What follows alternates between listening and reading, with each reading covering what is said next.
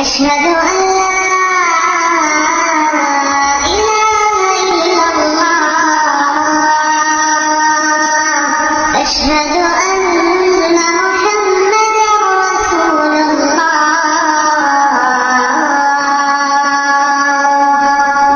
جامعہ بنوریہ عالمیہ للبنات کراچی 3 مارچ شام کو بھائی حفیظ نے اطلاع دے دی تھی کہ صبح 4 تاریخ کو کراچی روانگی ہے، آپ تیاری کر لیں۔ مجھے آنٹی خورشید اور دیگر عالمات بہنوں نے بڑے چاؤ سے تیار کیا، میرا سامان پیک کیا، مجھے مہندی لگائی، بڑی محبت سے نم نم آنکھوں سے رخصت کیا۔ قصہ مختصر کہ میں کراچی جامعہ بنوریہ للبنات پہنچ گئی۔ گیٹ کے باہر گاڑی روکوا کر حفیظ بھائی اندر بنین یعنی لڑکوں کے مدرسے کی طرف گئے۔ آفس میں جا کر مدرسے کے محتمم مولانا مفتی نعیم صاحب کے دفتر میں گئے۔ حفیظ بھائی کے ہاتھ میں چند کاغذات تھے جو وہ اپنے ساتھ لے گئے۔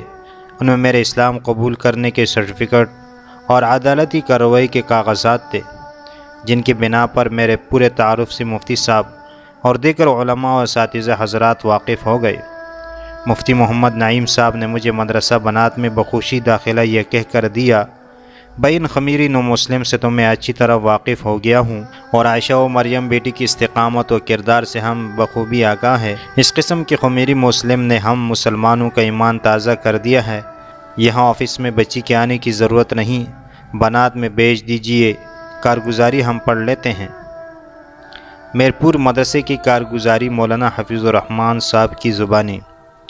3 فروری بعد نماز عشاء میرپور خاص کی مرکزی مسجد جہاں میں امام ہوں اور 7 مدرسہ عربیہ مدینۃ العلوم جو مسجد سے متصل ہے، ایک لڑکی مسجد میں جلدی داخل ہوئی اور مدرسے کے طالب علم سے میرا پوچھتے ہوئے مدرسے کے دفتر میں داخل ہوئی۔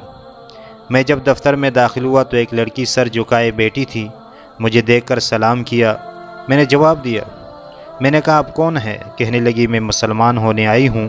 میں نے کہا کدھر سے؟ کہنے لگی غریب آباد سے، اور 2 دن بعد میری شادی ہونے والی ہے کسی ہندو سے، اور مجھے شروع سے اسلام پسند ہے، میری مدد کرے ورنہ میرے رشتہ دار مجھے ہندو کے حوالے کر دیں گے۔ میں نے اسے کلمہ پڑھایا اور نام عائشہ رکھا جو کہ اسے بھی پسند تھا، اور میں نے اسے کہا کہ آج کے بعد آپ میری بہن ہیں، تم بے فکر رہو، میری جان جائے مگر انشاءاللہ تم کو ان کے حوالے نہیں ہونے دوں گا۔ میرا چھوٹا بھائی حافظ ولی اللہ آیا اور کہنے لگا باہر رکشہ والا آیا ہے اور کہہ رہا ہے ایک لڑکی مدینہ مسجد کے لیے ادھر میرے رکشے میں آ رہی تھی۔ راستے میں مسجد کے قریب جلوس کی وجہ سے پولیس والوں نے رکشہ کو نہ جانے دیا اور لڑکی رکشے سے اتر کر مسجد آ گئی۔ وہ کرایہ مانگ رہا ہے۔ میں نے بھائی کو کہا تم اس کو کرایہ دو۔ بھائی اسے کرایہ دینے لگ گئے۔ عائشہ بہت گھبرائی ہوئی تھی، میں اس کو تسلی دیتا رہا۔ اسی دوران بھائی بھاگا آیا اور کہنے لگا وہ رکشے والا اور ساتھ کچھ لوگ مدرسے کی طرف آ رہے ہیں، کیونکہ مدرسے کا دفتر اس طرح بنا ہوا ہے کہ سامنے سے آنے والا شیشے سے نظر آ جاتا ہے۔ اچانک لڑکی بولی وہ میرے والد بھی ساتھ ہیں۔ میں نے کہا بے فکر ہو جائے۔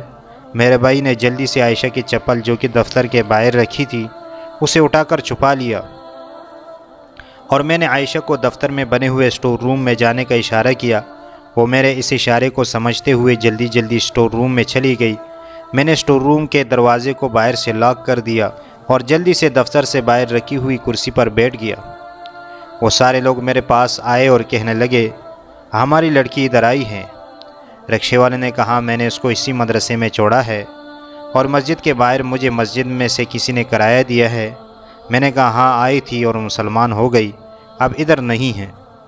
جب میں نے کہا مسلمان ہو گئی ہے تو اس کے والد کے ساتھ آئے ہوئے لوگ جو مسلمان تھے آہستہ خاموش ہونا شروع ہو گئے۔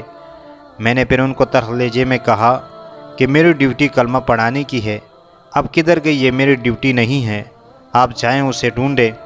وہ سمجھے شاید لڑکی کسی کے چکر میں مسلمان ہوئی ہے، وہ فی الحال چلے گئے۔ میں نے مسجد کا مین گیٹ بند کرایا اور عائشہ بہن کو بلا کر تصدیق نامہ بنا کر دیا، پھر اسی سے خود مسلمان ہونے کا لکھوایا اور مسجد کے پچھلے گیٹ سے گاڑی منگوائی، اس میں اسے بیٹھایا اور خود بھی بیٹھ کر اپنے کسی نظریاتی دوست کے گھر اس کے فیملی کے پاس چھوڑ کر دوبارہ مدرسے آیا۔ کچھ دیر گزری کہ دوبارہ گیٹ کے باہر کچھ عورتیں جو کہ ہندو تھی مسجد کا گیٹ بجا رہی تھی۔ ہمیں سپورٹ کرنے کے لیے ہمارے چینل کو ابھی سبسکرائب کر لیں اور بیل کے آئیکن پر کلک کر کے ہماری لیٹسٹ ویڈیو کی نوٹیفیکیشن بر وقت حاصل کریں۔